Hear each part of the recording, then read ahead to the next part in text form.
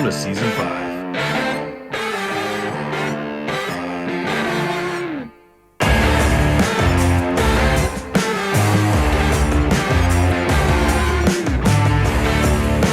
Support for the BowHunterPlanet podcast is presented by Dead Downwind, Tinks, Shadowhunter Blinds, Burris Optics, Dead Ringer, The Grind, Bomar Archery, Element Outdoors, Reveal Cellular Camera, HHA and HHA USA, Black Eagle Arrows.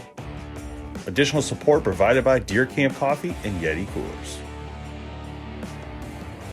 Hello, welcome to the BowHunterPlanet podcast. Myself, Dave Thomas, along with Tim the Mazarana, Jamie the Note Boom, and Matt Stamp, the gun guy. That's what we're going to call it. There you go. That works. I love it. So, Matt, tell us about yourself and how you got into like YouTube and doing gun reviews and things like that. Because obviously watching these things helps anybody, and that's one of the reasons we really want to have you on today. So, I guess, how'd you get started in all this? Well, first started out, I did 2 tours in Iraq as a Marine Corps rifleman. I was also in the Arizona Army National Guard for a while. We were back in 2003 when we took Baghdad, and later on I was attached to Joint Special Operations Command. We were just regular infantry guys. And then, I was just, I'm a full-time dad. I've been working all these jobs, and I've watched YouTube videos just like everyone else. And I kind of got sick and tired of the whole kind of tactical movement, I guess you could say. Or like there was this one argument that I heard about with a special operations argument, like which one's better, and they're like, well, SEALs are better because they carry 2.26s, and they're like, no, Green Berets are better because they carry Glocks. And I'm like, yeah, I've worked with both of them, and most of the ones that I saw carried 1911s. They pretty much carried wherever the heck they want, so I don't know where they're getting their information from. Yep, the good old internets.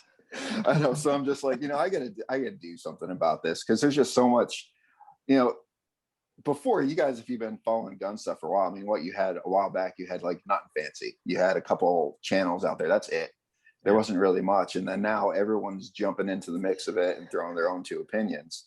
And well, the Marine they Corps, can until YouTube shuts you down. Yeah, I know, which is a pain in the butt. Just throwing that out there. All my stuff's demonetized now, so I'm just like, whatever. Yeah. So, but it's just I got into it because I just really got tired of just misinformation. A lot of people are treating like concealed carry, they're treating it like it's a firearms competition. There's nothing fast about defense. So I just wanted to bring some facts and reality to it. And I'm not exactly a tactical ninja. I'm a full-time dad. Well, was a full-time dad. Now I'm a safety manager at a construction company. So I'm just kind of a real dude, and I like guns. I love it. I love it, man. Now, you made the comment in your video, and I remember this because I remember the 1911 video, and it was very specific about you saying, this gun will not fire. If you know how to use it, it's not going to just fire on its own. So can you kind of walk us through that gun in like the 1911? I mean, I know it's got a lot of history, but I guess you tell us about the gun, and then maybe what you're talking about when you talk about when it can and cannot fire. The thing is with the 1911, a lot of people are kind of scared of it. I guess you could say it in the modern day kind of polymer world. They like the point and shoot guns. You point has like a little trigger safety, like a Glock or something like that. In 1911, it scares them because you cock it with a hammer all the way back. It's designed to be carried cocked and locked. And there's multiple safeties on it. So you have the grip safety. So in order to make the gun go bang, you have to have a good solid grip on the grip safety. The hammer's back, and it's a single action only. So if the hammer's forward, nothing will happen. So if you cock the hammer back, then there's a second safety that goes up, it holds it back. And the gun won't fire. It won't go off unless you do something really stupid with it. So, well, I mean, that sounds like there's more safeties on it than some other guns. That's the thing is there is. Yep. And that's another one of those arguments. The safeties are bad. I'm like, and then I brought up that argument a couple times. People love their AR-15s, and everyone uses a safety on it. So what's the difference? So, yeah, I don't know. They've met a guy like me. I can pretty much do stupid stuff with anything. So safeties aren't a bad thing. No, it's not. It's not. No. Trust me, when I was overseas, I see people with Berettas hammering stuff in with them. So we're good. I love it. I love it. Yeah. So I had a question for you in regards to this kind of newbie to the gun scene, because we got a lot of people. I mean, we're BowHunterPlanet, right? So I don't know if we have got a lot of people watching that are really into guns. What are the biggest mistakes that you see when somebody goes in to buy their first gun? Because I have a feeling, this is just me, but like they want to buy the biggest, baddest gun out there, but I have a feeling that that's probably not the right way to go. Now, well, first, that's the actually opposite. I actually worked in the community. I worked in the industry for a little bit. I did gun sales and stuff like that. I was a lead firearms instructor at a place. And the thing that people want there is they look for the smallest gun that they can find, the smallest, lightest, usually like a 380 or something like that, because in their opinion, concealed carry means you need something itty bitty. So they pick it up and they're like, oh man, this thing's so light and it's good. And I'm like, okay. And then they're like, can I get it in like a 45? I'm like, if you want to. I'm like, I wouldn't recommend it. And they're like, well, why? What's wrong with it? I'm like, because it's a small gun and there's this thing called physics. Yep. So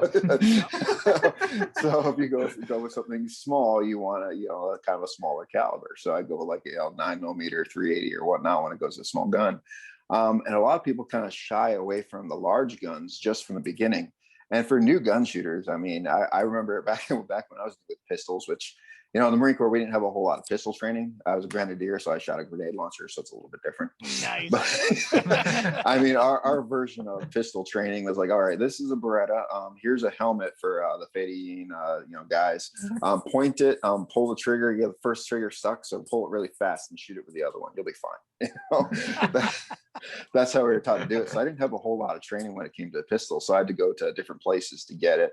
So I got it like my instructor's certification through the NRA, which is actually through Tactical Dynamics LLC. And then I went to 6 Hour Academy, and I've gone to all these different places to get some training. And I've learned a little bit about it. And the biggest mistake that I see is for new shooters, particularly, they need to stick with a larger or mid-sized gun, because you need to learn how to handle it. You need to learn how to shoot it. And you can't be scared of it. I mean, if you're new to the guns, there's a lot of people that are nervous about carrying it, even loaded or anything like that. Yeah. And if they pick up a 40 caliber, tiny little thing, the thing snaps so hard, it's ridiculous. Like, oh my God, I don't like this anymore. Yeah. So I usually start them off with like a bigger or a compact gun. I usually ask them a series of questions. What's the purpose for this gun? Do you want something for the house? Do you want something like carry? Do you want something in between? I go like a whole spiel just to kind of help them out when it came to figuring that out. And then you sell them 4 different guns because there's a purpose for everything, right? Well, there's a purpose for everything. So when you've been carrying a gun for a long enough time, that there isn't one gun good for every situation. But basically what happens when it comes to them is that I just try to teach them, like, learn the basics. So learn like on a compact gun or like a full-size gun, because it's easier to handle to start. And you'll get a feel for your marksmanship, because it comes down to marksmanship when it comes down to any type of defensive situation. It's probably same thing for bow hunting.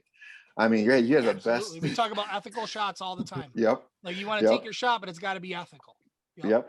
Yeah, you don't want to hit them in the hips. You want to hit them somewhere where it's going to drop them, right? Yeah. Right. So and I teach the same thing. And and if you look at YouTube, there's a lot of the I call them the internet operators out there. They're all about the high speed, fast draw, and everything like that. I'm like, yeah, but a lot of those guys, there's a lot of people that end up in hospitals because they aren't really well trained in those firearms. So you need to learn the basics first. Start with something simple, and then as you get better at it, then you kind of work your way down. Work your way. I guess how do you say, you work your way to different sizes and stuff like that, so you learn how to do it. So. Like me, I don't know anything about bows. You guys should probably tell me. No. But I think it carries over. Like, even with bows and guns, practice is important, right? Like, so Jamie, he wakes up every morning, takes a shower, goes in front of his mirror every morning naked, and starts drawing his gun. Like, that's his practice. Nice. That's new to me, but thanks for this. Well, you got to build up that confidence, right? You don't want to scare the deer away. So. You guys won't believe it, but like there was I learned about this. I don't know if you, Matt, have you ever heard of Mr. Ballin on YouTube? Oh yeah, Mr. Ballin. Yep. So Mr. Ballin, he was anyway, his channel, he did this video. It was about this guy named Jack Churchill. And Jack Churchill was in World War II, and his main weapon was a traditional bow. Yep. Hey, he shot a Nazi with a traditional bow. Ooh. Seriously, the whole war. He ran around with a traditional bow, and in the event that he killed someone, an enemy, he would pick up their gun and shoot it too. Why not? There's another guy too, if I remember. He actually carried a long sword in World War II as well. Wow. I remember there's Jamie also practices his long sword in the mirror in the morning. I try. I did watch a lot of Conan when I was a kid. But I don't know much about modern day bows, but I love like medieval history. And I'll tell you what, those long bows, those things are pretty dangerous. Pretty, yeah. They get some penetration on them. I'll tell you that from what I know. They're like 1,000-grain arrow. I mean, they're like heavy. They were like heavy. Like this is like 72-pound pole or something. So is the 1911 the original 1911? Is that got some of the same safety features as the new one as the old one, or no? There's various types of 1911, so I'm not a perfect historian. I'm actually Hickok 45 does a great video on it. You have the 1911, then you have the 1911 A1. So the 1911 A1. If you look at the original 1911s, they almost had no sights on it, like literally these tiny itty bitty sights on it. And John Moses Browning is what I've heard people saying is basically what he explained it is like, well, you're not going to be shooting from a distance. You're going to be going right up to them and putting it in their ear. So because as an infantry guy, is we're trained for long guns. Pistol, what's it good for? Especially when there's cover. Throwing at someone. There was really crappy sights on it. If you look at like an original 1911 from like World War I, World War II, you're like, wow, how did they shoot that thing? And also there's different like cuts. You see different little shapes and like the grip. It's kind of right above where the hands go on the grip. You'll also notice that. And I don't remember every single feature that comes to it, but I know like there's a flat guide or housing and then a rounded housing in the back. But the thing is it developed over the years, and pretty much what we use today is based off the main platform. It's just improved it. I mean, you have better sights. You have the high visibility sights. Are my favorite. I like night sights. You have high visibility sights. There's various springs. You can get a big spring, you get a small spring, whatever spring you want. You get fancy grips. There's extended safeties if you want them. What makes, I like to say is the 1911 is like the modern day Glock. How many people have you watched Glock videos just customize the heck out of their gun? Yeah. That's what the 1911 was, because back in the day when they were using like 1911s for competitions, they went from revolver to semi-automatic, and the semi-automatic to use was pretty much in 1911. So everyone just started customizing the heck out of it, and they learned how to perfect it to each person. So that's what makes it such a unique platform. Is it's based on old technology. It takes, if you know anything about older stuff, it usually takes a little bit more maintenance and oil and grease and all that other stuff. But the thing is it's so customizable. The ergonomics on it, you just point it and that thing is just exactly, if you train it, obviously it takes time to training. You pull the holster and it's just automatically set up where you need it to be when it comes to your grip. I'm like, well, that's good. And then the trigger pull is just phenomenal. I don't know if you guys ever shot a 1911, but man, the trigger pull just blows you away. I've had that, Jamie? Yeah, that's what I got, the TAC Ops 1911, the SIG. Yeah, I love it. SIG, SIG makes pretty 1911s, that's for sure. Yeah, it's nice looking, and it makes me look like I'm a decent shooter. So there you go. Not all me. Well, the thing is, I've done classes when I had students come in. I do like a basic pistol class in Connecticut. It's really tough to get to get a permit out here. It's just ridiculous, laws when it comes to getting a permit out here. So you have to take a basic pistol course, and then after being liberal, I didn't think about that. No, no. I mean, you can't even buy ammo out here unless you have a permit. In that case, I mean, right now you can't really buy ammo anyway because it's not there. Right. No, even here, man, it's. I mean, everybody's following everybody, trying to figure out when the shipments are coming in. Well, there was actually a review, I think Kalian Noir, he actually did on a firearms guy, or a big like ammo owner or whatever it was called. And he explained, he's like, so what exactly is going on? And basically what he said is like, it's like this. He's like, last year alone, there was 10 million new gun owners. Wow. So and they're actively participating in the ammo. So it's just, they just can't keep up with the demand. It's just so far behind right now. So, but with the 1911s, like I said, it's a great system to shoot. Now I've had students in my classes. I've usually had them qualifying like a Glock 19 because it's kind of a mid-sized gun, or like a Glock 17. Once again, very simple. Or like an M17, a 320. Those are another really good ergonomically feeling gun and stuff like that too. I remember there's this old lady that went to one of my classes. She was probably in like mid 60s, give or take. And it was the first time she had ever shot a gun, except for when she was a kid, when her dad on her daddy's farm is what she explained it. I just remember her out there at the range. This was private property at the time, and we're just out there teaching people how to shoot. She could not shoot the Glock worth a damn. I mean, she just couldn't shoot it. And it's such an easy gun to shoot, very accurate gun to shoot. I'm like, wow, what's going on here? Like everyone in the class were just acing the qualification part of it. So I'm like, you know what, just try this. So I handed her my 1911, and she outshot just about every single student there. Yeah. So Wow. because the triggers are so great on it, the ergonomic triggers everything. It really is. Every trigger pull is everything. The trigger's great. The ergonomics are great. It's a heavier gun for a bigger caliber, like the 45 ACP is what I preferred in. So when you have the recoil, it's like this really, it's almost like a very predictable recoil is the best way to explain it. Like a 9, you barely flips up if you're holding it right. I've seen people do that with a 9. Don't ask me how that happens. But when you have a 1911, it's just like it's solid. You know exactly when it's going to come right back down every single time, and it's not it's a soft shooter, and it's just fun. And with that trigger, they just make holes in the center mass. So definitely. So, in your opinion, are all brands made equal, or are there very big differences between brands? I don't like looking at it as brands and stuff like that. Is I look at it like this. Everyone is a little bit different in their actual their hand size, their finger size, their grips, and everything else. And I've seen people that have put their hands on like a simple Glock 19 and they can't even get their finger on the trigger. And that same class, I had a dude that had like Bigfoot hands, and the gun disappeared in his hand. You know, so the thing is with different brands is most of these modern day guns are actually based off the 1911 platformers where they came from. Then kind of Glock took over the striker market and stuff like that. Now all these striker fired pistols are out there. But if you pick up one, it could feel completely different from the other. So if you pick up like a HK VP9, man, those things just feel great in your hand. Compared to a Glock. I mean, you pick up a Glock, like, wow, this thing feels like a block. You pick up that, you're like, oh, this is kind of nice, you know. But that doesn't mean you can shoot it properly. Like my wife, she loves my Beretta 92X. That's one of my personal favorite guns that I have. So she picked it up. She's like, oh, this thing feels so good in my hand. She shot it, and the trigger pull scares her.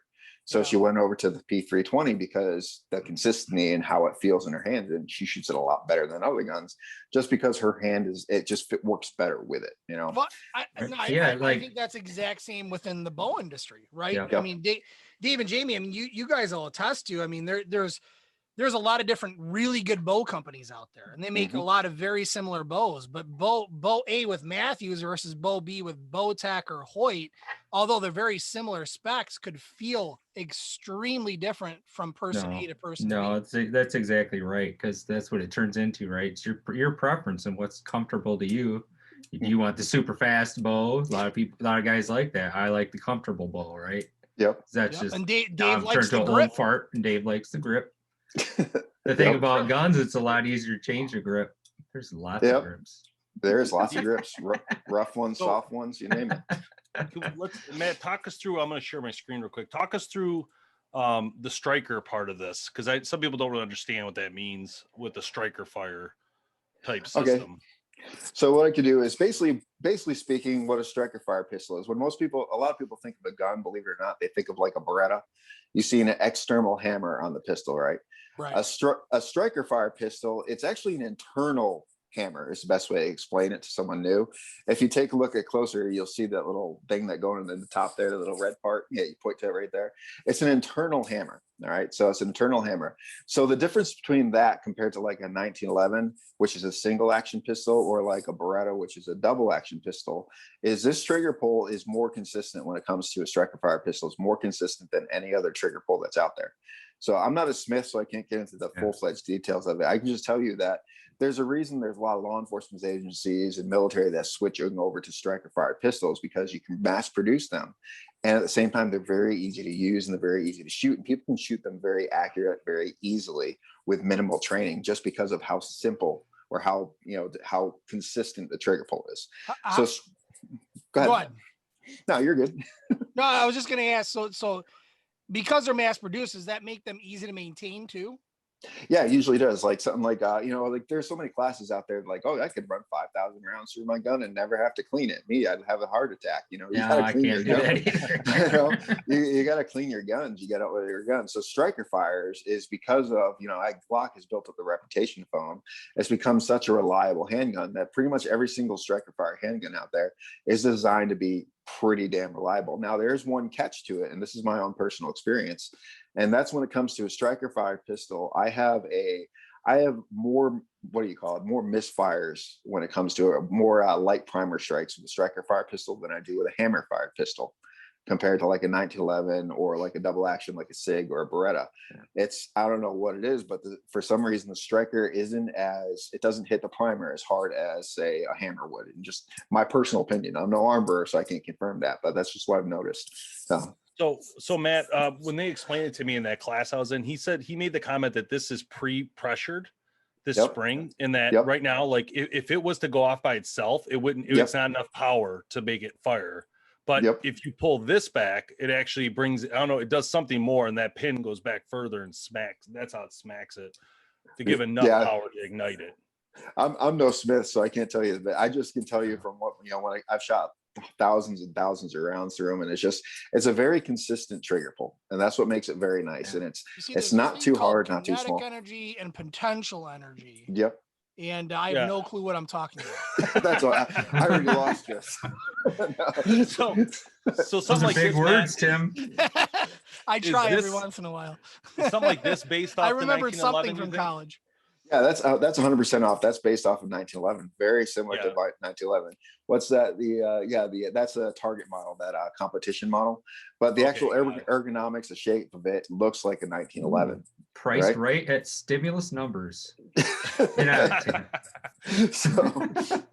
I'm trying to think. Go ahead. Sorry. Go ahead. I wanted to ask you this question. I was trying to find it. It has a there's like, I'll just click this one. It's not this one, but I think it's the shield or something, but it had like a thing back here, like a bump out. Oh, the easy. Yes. The easy. That was actually, I like to say that's the arthritis gun. That's the best way I could explain that. Basically what it is they created the shield because there's a lot more to that specific gun than other stuff. But yeah, that's the easy. Basically, if you take a look at it, you see the grip on the back. So that thing, if I can't demonstrate it here because I don't do it, but I used to show it to the people in the gun shop. I put one finger on the front sight and just slide the slide back with barely any with barely even struggling. It's called easy because it was made specifically for people that has a hard time racking the slides and all that other stuff. And it has that massive safety on the back that's on there. And it's kind of like a 1911 base safety on it. But the crazy thing, it's a safety. But the crazy thing about M&P is if you take a look at them side by side with a 1911, the ergonomics are almost identical. Yep. Yeah, is this considered a nice gun or this one? It is. I haven't heard any complaints about it. I haven't heard any complaints whatsoever. Some people love it, especially for a new shooter. One of the biggest things that new shooters struggle with is learning how to manipulate that slide. They forget that you got to push with one hand and pull with the other and let the physics do the rest. So they kind of ride the slide home and they cause a malfunction or something like this. This is so easy to use that for a new shooter, it's a great starter tool. And for someone that wants, even though, like I said, a woman that has arthritis or a man that has arthritis, whatever it is, something like that still gives them the tool that they could use to carry, and they could still use it in a situation if they need to.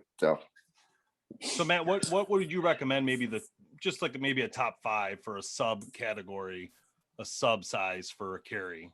I guess what would be your top 5 you think for somebody who's newer? Someone that newer. Okay, so someone for newer. Usually, what I do for newer students, I tell them try to stick with a striker fire pistol, just because it's teaching you the basics of it. But basically, what I would do is I'd say go with. I like to base it off of what's it going to be? Is it something you're going to be carrying 24/7, or is it something that you're going to have at home and carry all the time? You know what I mean? So you could go with, say, like a Glock 17. All right, that's a good one. A Glock 17, or like M&P. All right, just like a standard M&P. That's a full size pistol. All right.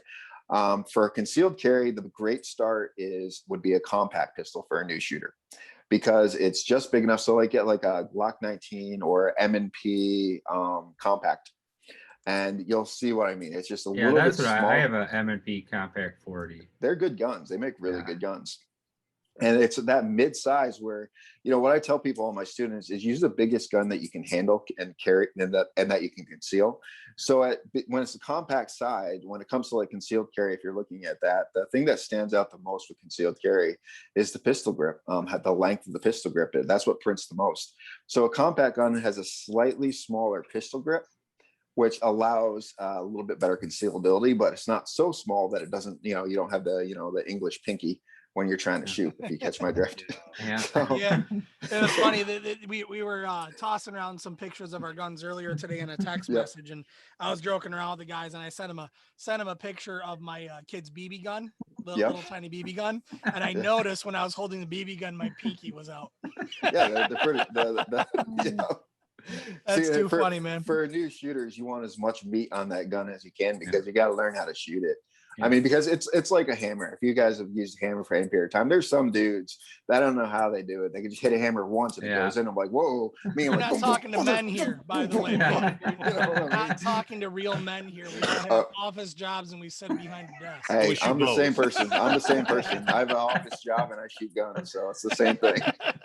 So, but it's, you develop that grip, and grip is everything when it comes to shooting, whether it's recoil management and just holding the gun in general. So you want as much, especially for new shooters, you want as much meat on the gun as possible. So I would go with a compact size. And like I said, that would be like for my top 3 models. If you're looking at that, I'd say Glock 19, M&P compact, or like like an HK VP9 SK is a good one. Oh, that's actually a unique one. If you can pull up a picture of that, that one's a decent one, because it's very small, but it has a magazine with an extended pinky on it, so you can get a full grip on it. So we got here. Threw him off. Yep. He was right. The problem was he was trying to write all that down, because tomorrow he's going to go out and buy every single one of them. Exactly. I gotta get my stuff in order. This one here, HK VP9 SK is what you're going to want to look for. Yeah, that's a pellet gun. You don't want that one. Oh. Yeah, no. Yeah, the Heckler and Koch VP9 SK is what it's called. SK. I believe it's the SK. Yeah. Let me do this first. Let me just copy this thing. VP9. There it is. SK. Yep. They don't have it, huh? Buds, come on now. Oh, Buds usually has everything. Get off this one. Just Google it. I know. I just thought it was weird. Buds didn't have it. They usually have everything. Wow, that's nice. No, that's just a standard VP9. The smaller version, the SK, it's basically just got like almost like a subcompact slide. But the pistol grip is small too, but the magazine has a strange angle on it where you can get all your pinkies onto it. Oh, yeah, that one right there. Yeah, that right there. Like take a closer look at that. Oh, that's sick. And because of that grip and that angle of it, even with me, I got, I'm a 6'1" dude, and I can get my full hand on that just because when you have that specific base plate on it. But does it come with that base plate? Yeah, I know the ones that we had in the shop when I was working there usually would have one of those base plates. Yeah, but I know it's obviously something you can get off the market and just pop it on the bottom of it. But it's a very small pistol. It's like a subcompact, but it's got that extension on the grip. So, what kind of price points this gun you think? Your HK, you're talking, it's going to be anywhere between 5 to 7, give or take. That's just what HK is. Yeah, so, that's not bad. Is this comparable to the Hellcat? I don't have that much experience with the Hellcat, believe it or not. So I wouldn't be able to tell you honestly. Is that Smith & Wesson? I can't remember. Hellcat Springfield Armory. So Springfield. Yeah. Springfield makes nice stuff. Yeah, they do. They make really nice 1911s. I love theirs. Yeah, there's so many nice 1911s. Yeah, this is the Hellcat. I think this one. Yeah, it looks somewhat similar. But to me, looking at it now, it kind of looks more like it's what do you say? It's competition with the Sig Sauer P365. That's the very subcompact, pinky hanging in the air kind of size. Where the SK, it's got the compact, but it has that extension, which helps a little bit. Yeah, I like that a lot. That's cool. And it's really small, and it's hard to tell in that picture, but it's actually got a decent, a small slide. So it's very concealable and very comfortable when you shoot it. So it's still going to be a little bit snappier than your average pistol just because of the size of it, but it's very concealable, which is kind of nice. And HK in general, they have one of the best triggers. If you have ever shot an HK VP9, man, the trigger is it's just great trigger. So. And would you recommend the 9 being a good caliber for a carry? I would, especially for new shooters. I mean, I've seen plenty of videos and stuff like that, and firsthand experience of what real world ballistics is like with modern day ammunition and stuff like that. 9mm it gets the job done. It might take a little bit longer, but it'll get the job done. But it's when you're in a defensive situation in real life, if you ever look at any security footage or something like that, it's usually over pretty quickly. So something like a 9mm it can do one of two things. When you're aiming center mass, I'll just ask you guys, because I ask this all my students. So when you're aiming center mass, what are we aiming for? Just ask any of you guys. Torso. Vitals. Period. Vitals. Stopping the person, right? Just somehow to stop them. Stop See, the threat. I got to word it That's right. what everyone thinks is, but we're actually aiming for the spine. Yeah, okay. You're actually aiming for the spine because you want them to stop being a threat, right? That's the goal to defense. It's not about just shooting them until they're done and keep shooting them. It's shooting them until they're no longer a threat. So the quicker they're down on the ground and out of the fight, the better. So we're actually aiming for the spine, aim for the center. If it just misses the spine, it'll get those vital organs into it. So if you hit someone in a good spot, it'll work very well, right? It'll work very well. All of the calibers work very well. But when people have the adrenaline and stuff like that, you never know if they get hit with whatever size caliber. Heck, they get hit by a 50 caliber and still run away. You know what I mean? Not a 50 caliber BMG. That's not happening. I've seen that. No, that's not happening. But like the Desert Eagle, I think that's, oh my God, don't even get me started on that damn gun. But like, too many movies. I know, exactly, man. If I remember, there was a Navy SEAL. I believe he got shot 26 times with the AK-47. So that's 7.62 by 3.9, and then he still survived. Wow. So willpower is a lot. So, you know, and then you got to think of the other thing. There's a video that I watched. It was, I watched a lot of badge cams. There's a great YouTube channel I watch. It's called Police Activity. They show a lot of badge cams and stuff like that. I remember they showed a video. The police do have a tendency to run into drug zombies. It's the best way to explain it. Yeah. And it doesn't matter what size caliber you have. I mean, they're just so doped up that it's all about where you hit them at the end. Until you make their body quit, they're not gonna quit. And that's a big thing, is what I talk about in my channel. I kind of bring this up there because, like, you know, I talked about when I started my channel was because I got tired of the tactical kind of nonsense that I see out there. For sure. And it's like the one thing that people, you know, there's another video that I watched about it. At the end of the video, between two police officers, they shot 70, if I remember, 72 or 73 rounds of one suspect.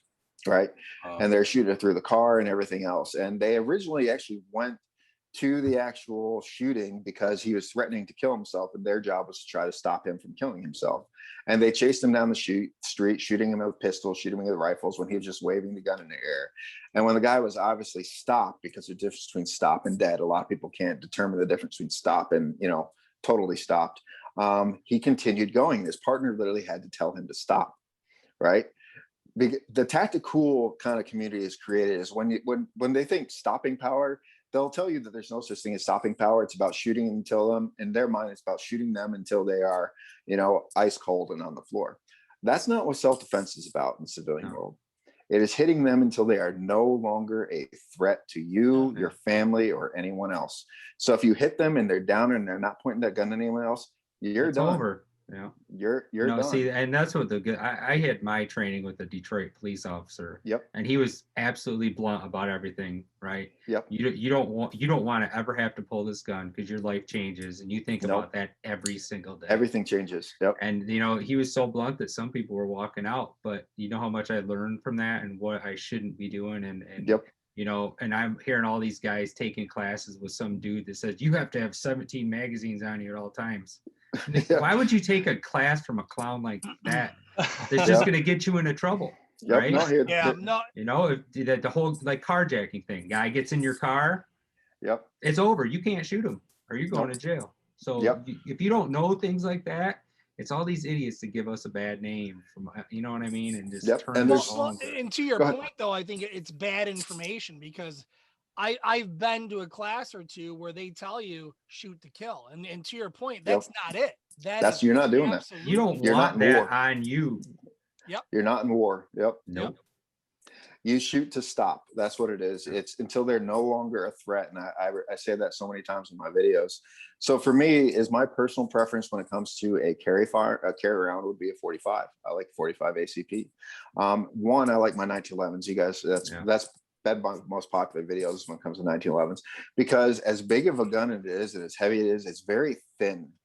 very, very thin, and literally with a t-shirt on in the summer, I can conceal that thing. And that's a full-size 5-inch pistol, just because of the size of it. And it has a single stack magazine. So you have 8 rounds of 45 is what I usually have into it.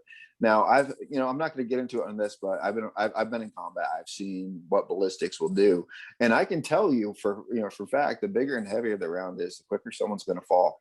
And in a civilian situation, you're not trying to get them until they're, fall and, never come back up again. Yeah. You just want them out of the fight. That's it. Yeah. You also got to keep in mind when it comes to concealed carries, is different states have different laws when it comes down to, like here in the state of Connecticut, for example.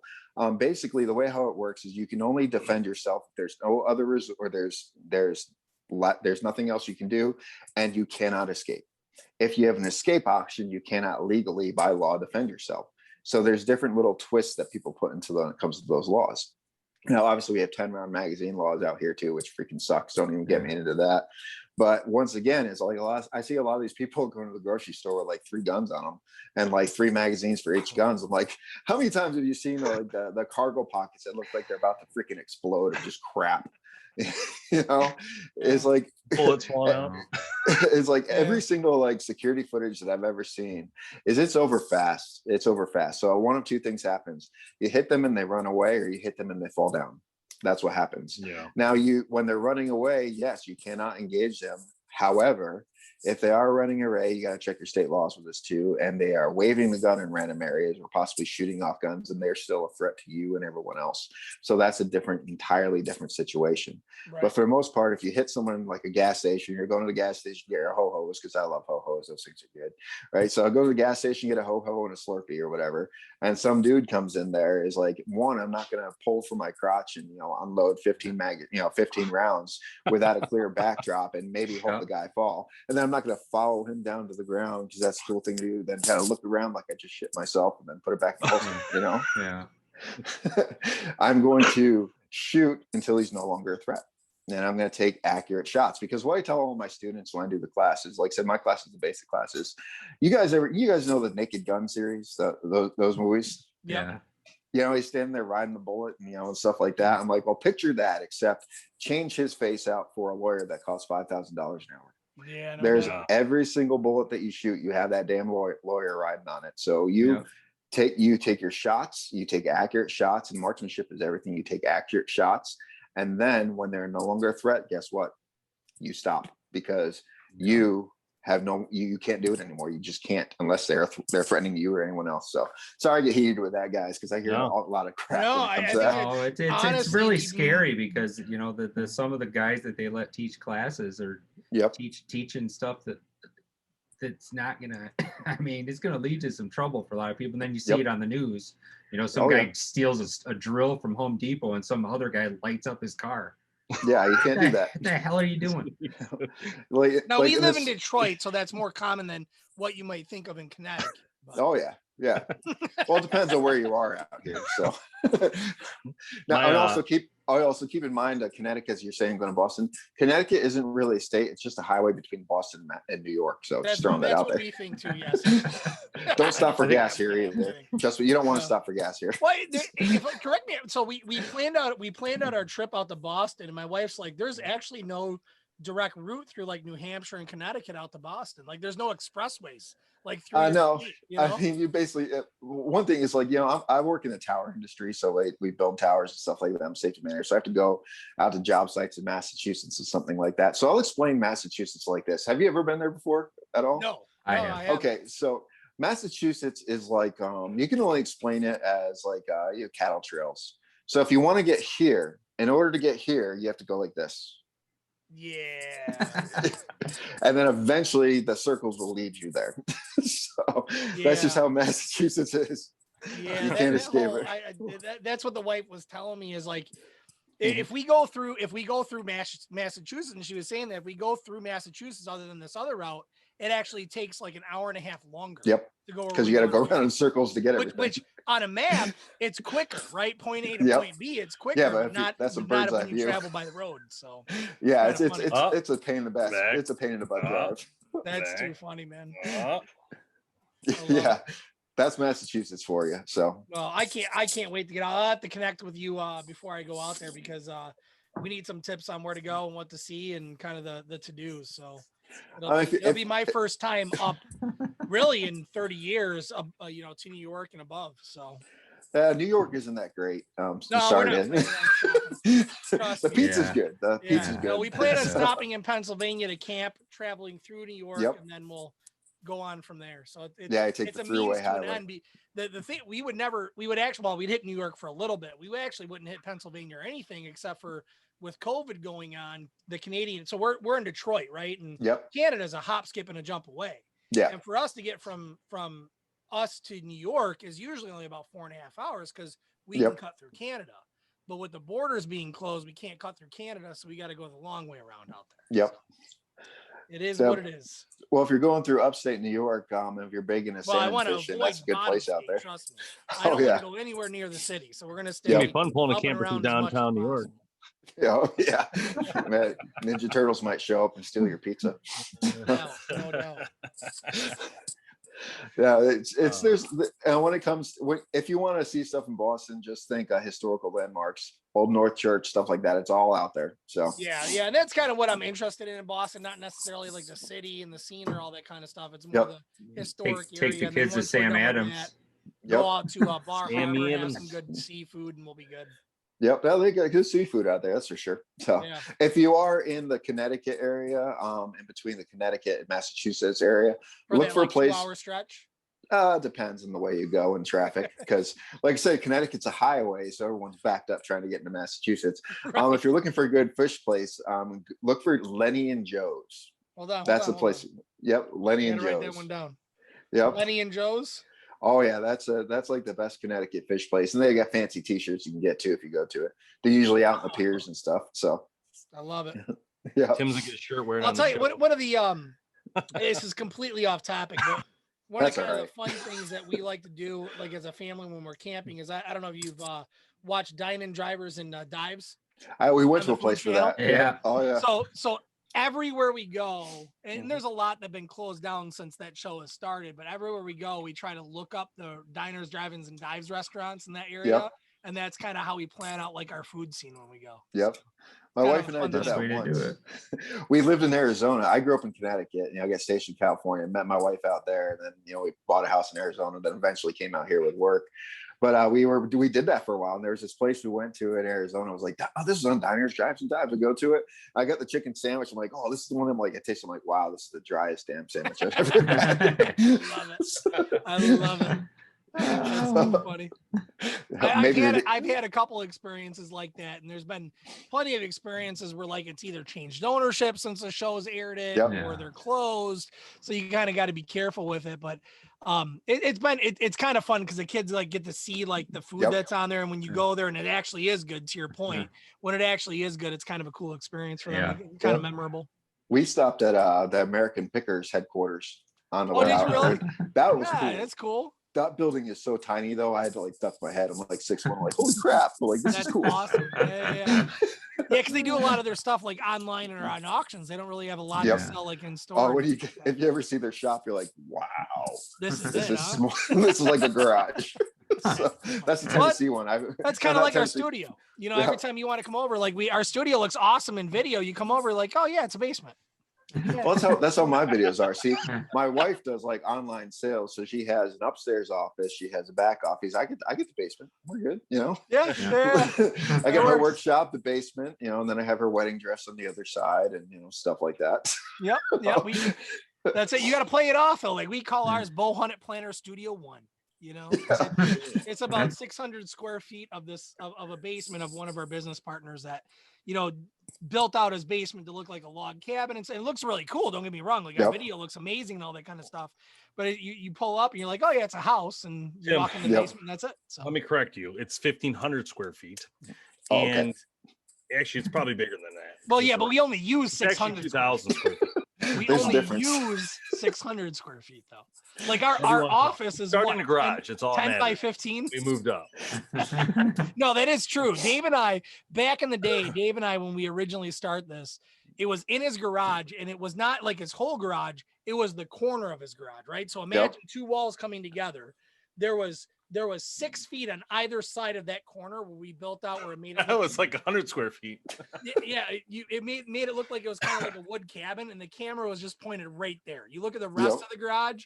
We had the heater going in the background because we're in Michigan. So between shots, we'd have to turn the heater on and shut it off because it was too loud to take the videos. And time has changed. But same thing with mine is I have a couple issues when I do videos. I do my own editing and stuff like that. I have to cut out a lot because anytime someone flushes the damn toilet, we have to wait till people stop walking. We're like, stop walking around.